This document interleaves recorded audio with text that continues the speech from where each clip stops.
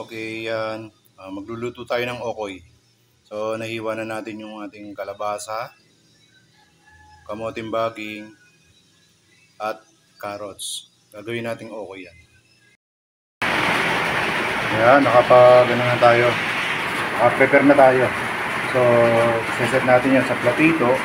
Tapos ito yung pinaka, cornstarch, harina, pamintang durog, tapos konting asin.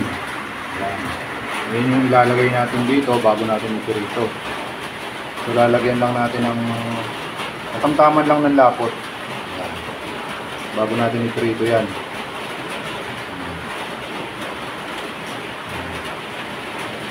Okay na gulay. Kamoting baging, tapos carrots, tsaka kalabasa. Yan yung ipiprito natin. I-prepare lang natin sa platito na ganyan.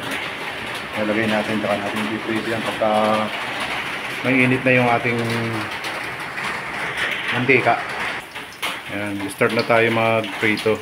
Hintayin lang natin maging golden brown yan, tapos babaliktad natin. Ayan. Ito naman yung sausawan natin sa okoy. Sibuyas, at saka pipino, suka, paminta, asin. Ayan, diyan ko isasawsaw yung okoy na niluluto ko. Sarap niyan. Ayan, grabe, sarap. Ito, meron tayong luto.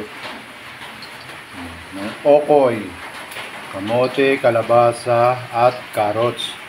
Yung sausawan natin, suka, may pipino, at sibuyas, paminta, asin.